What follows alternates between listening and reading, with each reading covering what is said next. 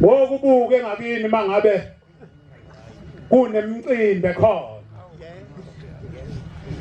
utshwala buhamba phambili kakhulu uyobabona abantu sebegedeza ake sizwe izwi ukuthi lithini uma umuntu umNazarethe kufanele enze njani uJehova washo kuMose ukuthi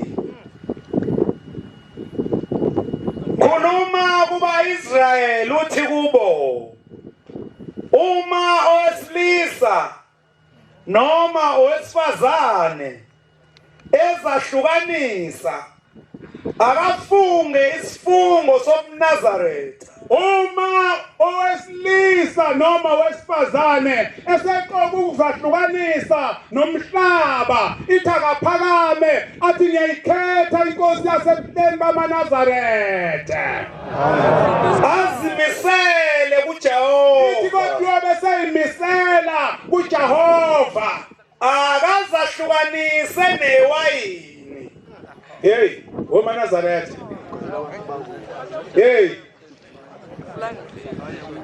zehlukaniseni nentandokazi yena amasayida Mohammed ngithe wayethu baba uma siya entabeni noma kuJulayi suke siyothatha imithetho suke siyovuselelana ngemithetho siyozukuvuselela mhlawumbe nawe usuqalile nje usuyaphuza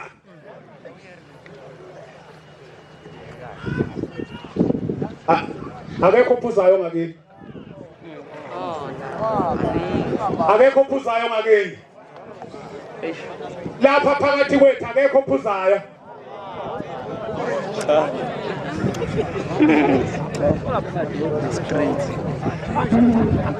akekho okhothayo ophuza amasayida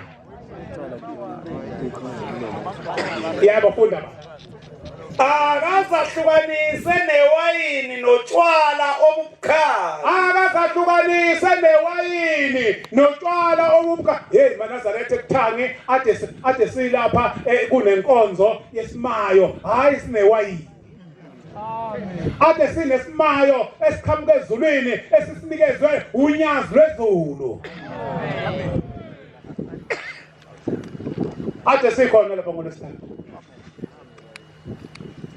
khona indaba engihlale ngixoxe ukuthi ngapha ngakithi inkosi yakwaZondi yake yathi akuzothandazelwa abefundisi abadala asebahamba yasizwi lalifundwa umfundisi waseSheshi ithema ngabe seyiphelele lenkonzo siya kupheleni wasethi bonke abayimisele ukuthi bazonda isimayo bathi abasondele base beshaya ulayini kwasukuma nezigebengu ngayibona ikonfisa igebengu ikonfisa ziyakhona ngamzwe sekhuza ngiphethe isicephu sami bahlele ezitulweni ngasishaya phansi isicephu sami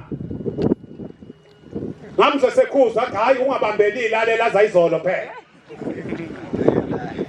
iBhayibheli lithi akazahlukanise newayini notshwala laba banika abantu isimayo sewayini vatkhatan ya angaphuzi ubumuncu bewayini nobumuncu botshwala ya angaphuzi namanzi ezinhlamvu zevini angaphuzi ubumuncu bewayini nobumuncu botshwala kwenze njani maNazaretha kwatholakala nabantu abagcotshiweyo sebezibandakanya notshwala ya kwenze njani yeah zonke izinsuku zoswahlukanisa kwakhe angangadli utho olwenziwe ngevini noma ngezinhlamvu noma nangamakhasi ya verse 5 izinsuku zonke zesifungo sokuza ubani owabuye wathi gundani maNazaretha ubani washo ubani awuphinde mishumayele leyo ndawana. Izinsuku zonke zesifungo sokuzahlukanisa akangaliphuculi ikhanda lakhe kuze kuphelele lezo zinsuku. Ukuphelela kwalezo zinsuku uthi ushone phansi emhlabathini. Ubani awubheke lo seduze kwakhe, buka lo seduze kwakho ukuthi kunjani, ukuhamba kahle.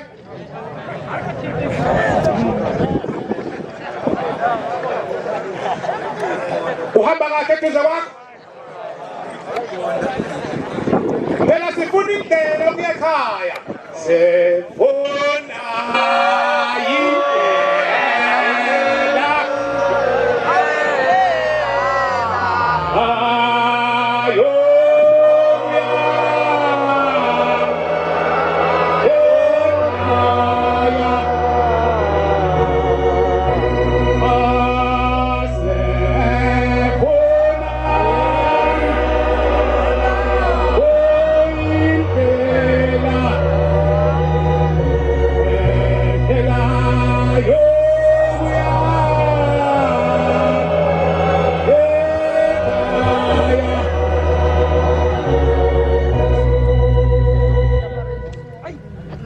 ithi incwadi yabahluli 13.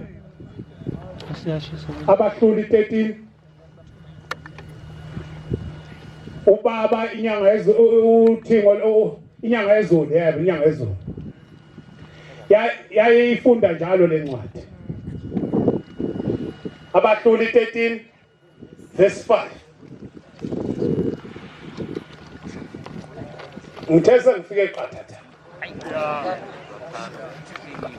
Ngokuba bheka uyakhulelwa uzale indodana, impuco ayikubekwa ekhanda layo. Yayithi ke inyanga yezulu umkaManoa kwafika izwi kuye lathi bheka awuzali, isho njalo lapha ngeke uyinyumba uzawukhulelwa uzale indodana. Yafunda ba ngokuba bheka uyakhulelwa uzale indodana, impuco ayikubekwa ekhanda layo. ithi uyakhulela uzale indodana. Baningi abantwana esibazele nabami bagundi khaya.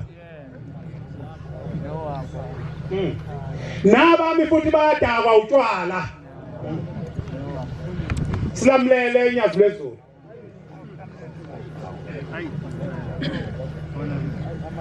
Baze bathi mase idakiwe bathi phuza sehluleke wethu nakwaShembe wehluleka.